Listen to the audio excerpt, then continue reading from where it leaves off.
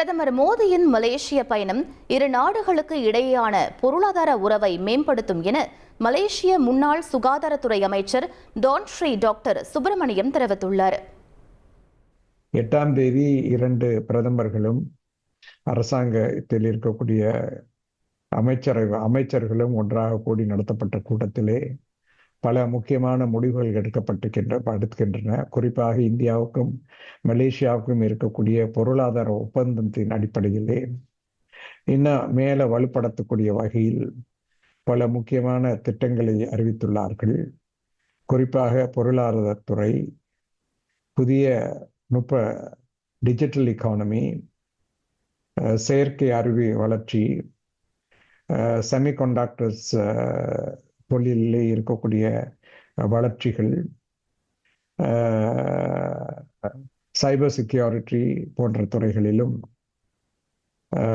Green technology, renewable energy ஆகிய துறைகளிலும் ஒற்றுமை வளர்த்துக் கொள்வதற்காகவும், கல்வி துறையிலே இரு நாட்டுகளுக்கும் இப்பொழுது இருக்கக்கூடிய ஒரு உறவை மேம்படுத்துவதற்காகவும், இந்தியாவின் பாரம்பரிய மருத்துவத்துறை மலேசியாவில் வளர்ச்சி செய்யக்கூடிய வாய்ப்பையும், சுற்றுலாத்துறையிலே 2 ஆண்டுகளுக்கும் இருக்கக்கூடிய வலுவான உறவை இன்னும் மேம்படுத்த வசதிகளை ஏற்படுத்துவதற்கும், பொருளாதாரத்துறையிலே முடிந்தால் 2 நாடுகளுக்கும் இருக்கக்கூடிய வணிகங்கள், 2 நாட்டின் இருக்கக்கூடிய அடிப்படை கரன்சி, அதாவது ரூபீஸ் மற்றும் மலேசிய ரிங்கிட் மூலமாக செய்யக்கூடிய வசதியை ஏற்படுத்துவதற்காகவும் பல திட்டங்களை தீட்டி பேசியிருக்கின்றார்கள்.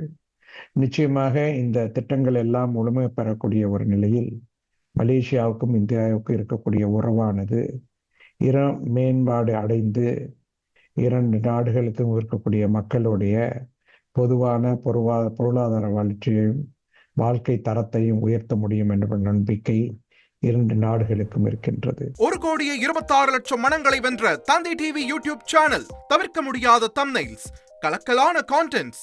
நீங்களும் இந்த குடும்பத்தில் இணைய இப்பவே சப்ஸ்கிரைப் பண்ணுங்க. அசுரபலம் கொண்ட எங்கள் டிஜிட்டல் கரங்களில் உங்கள் விளம்பரங்களை சேர்க்க வாட்ஸ்அப் பண்ணுங்க. 8939888378. Email advtthanditv@dttv.in.